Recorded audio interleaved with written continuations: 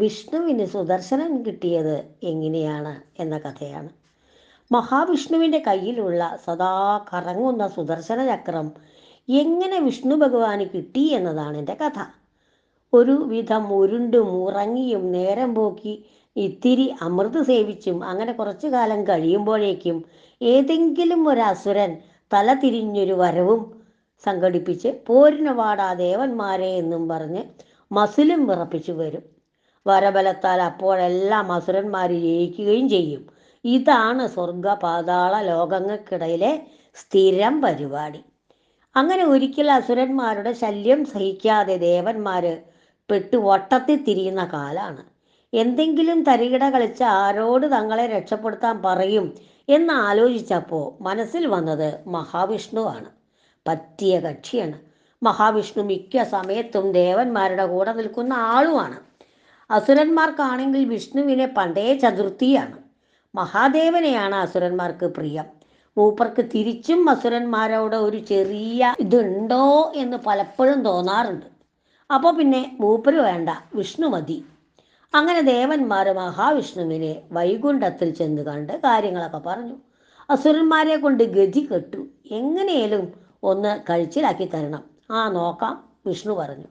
നോക്കിയാൽ പോരാ, തീരുമാനം ഉണ്ടാക്കി തരണം. ദേവന്മാർക്ക് പൊതുവേ സംശയം കൂടുതലാ. വിഷ്ണുവിൻ്റെ മറുപടിയിൽ ഒരു ഉഴപ്പൽ പോലെ തോന്നി.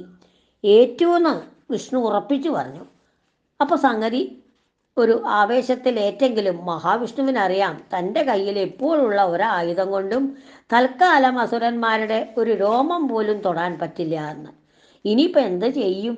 പുതിയൊരായുധം പണിയാൻ കൊടുത്താലും അത് കിട്ടി വരുമ്പോഴേക്കും ദേവലോകം ഭരിക്കുന്നത് അസുരന്മാരാവും. ദേവരാജാവ് ഇന്ദ്രാസുരനാവും എന്നൊക്കെ പിള്ളേർ പരീക്ഷയ്ക്ക് പഠിച്ചു തുടങ്ങിയിട്ടുണ്ടാവും. ആരാണ് ദേവലോകം ഭരിക്കുന്നത്? അസുരന്മാർ. ദേവരാജാവ് ആരാണ്? ഇന്ദ്രാസുരൻ. ഇങ്ങനെയൊക്കെ കുട്ടികൾക്ക് പഠിക്കേണ്ടി വരും.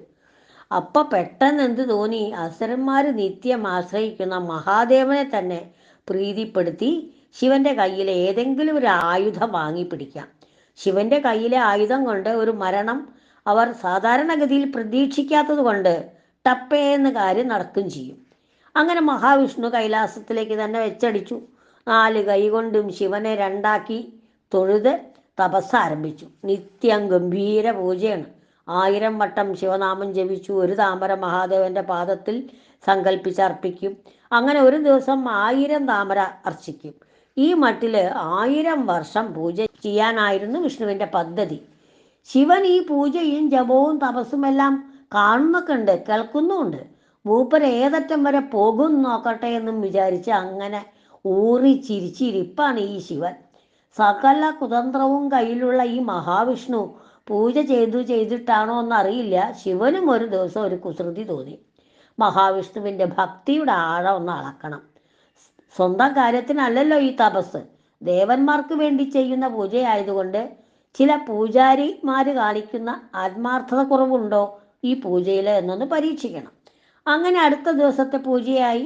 വിഷ്ണു 1000 ശിവനാമത്തിന് ഒരു താമരപ്പൂവ് എന്ന കണക്കിൽ 999 പൂവും അർപ്പിച്ചു.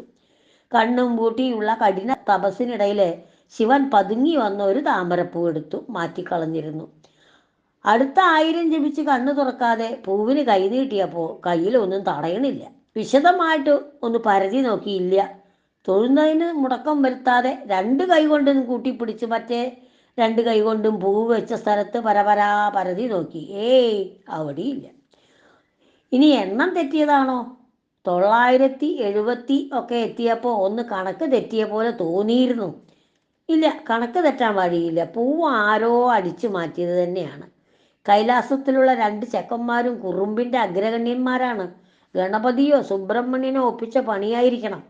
ശിവനോടും പാർവതിയോടും അവരുടെ മക്കളെക്കുറിച്ച് പരാതി പറയാൻ പോയി. കിട്ടാനുള്ള വരം മുടക്കണ്ട, തൽക്കാലം ഒരു താമരപ്പൂ എവിടുന്നെങ്കിലും സംഘടിപ്പിച്ച് പൂജ പൂർത്തിയാക്കാമെന്നും കരുതി വിഷ്ണു എന്തു ചെയ്തു? കണ്ണങ്ങോട്ട് തുറന്നു എഴുന്നേറ്റു. പൂവ് അന്വേഷിച്ച് കുളക്കരയിലെത്തി. കണ്ടമാനം പൂക്കൾ നിന്നിരുന്ന കുളമാണ്. പക്ഷെ ഉണ്ടായിരുന്ന പൂവെല്ലാം ആരോ പറിച്ചു കൊണ്ടുപോയിരിക്കുന്നു. അതങ്ങനെയാണല്ലോ, നമുക്കൊരാവശ്യം വരുമ്പോൾ അത് എല്ലാവർക്കും അത്യാവശ്യം ആയിരിക്കും. സമയം കളഞ്ഞില്ല, അടുത്ത കുളം പിടിച്ചു. അവിടെയില്ല. അങ്ങനെ ഭൂമി മുഴുവൻ താമരപ്പൂ അന്വേഷിച്ച് മഹാവിഷ്ണു ഓടി നടന്നു. മരുന്നിനൊരു പൂ കിട്ടണ്ടേ? ആകെ കുടുങ്ങി. ഇനിയിപ്പോൾ എന്താ ചെയ്യുക? പൂജ മുടങ്ങിയാൽ എടുത്ത പണിയൊക്കെ ആദ്യം എടുക്കണം. അപ്പോഴേക്കും അസുരന്മാർ ദേവന്മാരുടെ തൊപ്പ പറിച്ച് എടുക്കുകയും ചെയ്യും. കോഴിയുടെ തൊപ്പ പറിക്കില്ലേ, അതുമാതിരി പറിക്കുകയും ചെയ്യും. പെട്ടെന്നാണ് തൻ്റെ സകല ഭക്തന്മാരും ആവേശം മൂത്ത് തന്നെ അരവിന്ദലോചനൻ എന്ന് വിളിക്കുന്നത് മഹാവിഷ്ണു ഓർത്തത്. അരവിന്ദം പറഞ്ഞെന്താ? താമര. ലോചനം കണ്ണ്, അതായത് താമരപ്പൂ പോലെയുള്ള കണ്ണുള്ളവൻ. ഈ വിളി കേൾക്കുമ്പോഴൊക്കെ സംശയം തോന്നാറുള്ളതാണ്. താമരപ്പൂ പോലെ കണ്ണായാൽ എന്ത് വൃത്തികേടായിരിക്കുമെന്ന്. ഭൂമിയിലെ വണ്ടികളുടെയൊക്കെ ഹെഡ്ലൈറ്റ് എന്നവർ വിളിക്കുന്ന ആ വട്ട വെളിച്ചം പോലെ ഇരിക്കും കണ്ണുകൾ. താമരപ്പൂ ഇതൾ പോലെയുള്ള മനോഹരമായ നീണ്ടിടംപെട്ട കണ്ണെന്നായിരിക്കും അവർ ചിലപ്പോൾ ഉദ്ദേശിക്കുന്നത്. കവി എന്തുദ്ദേശിച്ചാലും താമരക്കണ്ണ എന്ന് വിളിച്ചതല്ലേ. അപ്പോൾ താമരക്കണ്ണൻ എന്ന പേരും വെച്ച് താമരപ്പൂ അന്വേഷിച്ച് നടക്കേണ്ടതില്ല. തൽക്കാലം അതിലൊരു താമര നേദിച്ച് കാര്യം നടത്താം. ഇങ്ങനെ തീരുമാനിച്ചുകൊണ്ട് താമരത്തണ്ട് മുറിക്കാൻ കരുതിയ കറിക്കത്തി എടുത്ത് തൻ്റെ ഒരു കണ്ണ് ചൂഴ്ന്നെടുക്കാൻ ഒരുങ്ങി മഹാവിഷ്ണു. വെറുതെ എല്ലാ ആൾക്കാർ ഈ വിഷ്ണുവിനെ കർമാധിപൻ എന്ന് വിളിക്കുന്നത്. ഒരു കാര്യം ചെയ്യാൻ തീരുമാനിച്ചാൽ ചെയ്തിരിക്കും. നിശ്ചയദാർഢ്യം കേമാണ്. താമരക്കണ്ണൻ എന്ന പേര് മാറ്റി ഒറ്റക്കണ്ണൻ എന്ന പേരാകും മുൻപ് പ്രത്യക്ഷപ്പെടാമെന്ന് ശിവനും കരുതി. മഹാദേവൻ വിഷ്ണുവിന് മുന്നിൽ പ്രത്യക്ഷപ്പെട്ടു. കണ്ണ് ചൂഴ്ന്നെടുക്കുന്നതിൽ നിന്നും വിഷ്ണുവിനെ അങ്ങോട്ട് തടഞ്ഞു. ഇക്കണ്ട കാര്യങ്ങളെല്ലാം എന്തിനാണ് മഹാവിഷ്ണു ചെയ്തത് എന്ന് അറിയുന്ന മഹാദേവൻ എന്നാലും വരം കൊടുക്കും മുൻപുള്ള അതിൻ്റെ ഒരു ചടങ്ങ് പോലെ ചോദിച്ചു, പറയൂ, വിഷ്ണുവിന് എന്താണ് വേണ്ടത്? ഓ, ഒന്നും അറിയാത്ത പോലെ എന്ന് വിഷ്ണുവും മനസ്സിൽ ചിരിച്ച് വരം വാങ്ങുമ്പോഴുള്ള ചടങ്ങ് പോലെ കാര്യം പറഞ്ഞു. ദുഷ്ടന്മാരായ അസുരന്മാരെ അമർച്ച ചെയ്ത് ദേവന്മാരെ സംരക്ഷിക്കാൻ എനിക്കൊരു ഉഗ്രൻ ആയുധം വേണം.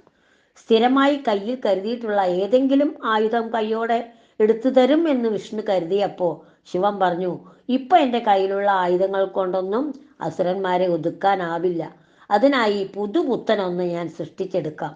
അങ്ങനെ മഹാദേവൻ അപ്പോൾ സൃഷ്ടിച്ച ആയുധമാണത്രേ മഹാവിഷ്ണുവിൻ്റെ വിരൽ തുമ്പിലിങ്ങനെ സദാ കറങ്ങിക്കൊണ്ടിരിക്കുന്ന കൊടും മൂർച്ചയുള്ള സുദർശന ചക്രം. പ്രിയമുള്ളവരെ, എൻ്റെ കഥ ഇവിടെ അവസാനിക്കുന്നു. എല്ലാവർക്കും ഇഷ്ടപ്പെട്ട് കാണും കരുതുന്നു. നന്ദി. നമസ്തേ. പാർവതി നേത്യ, ഒറ്റപ്പാലം.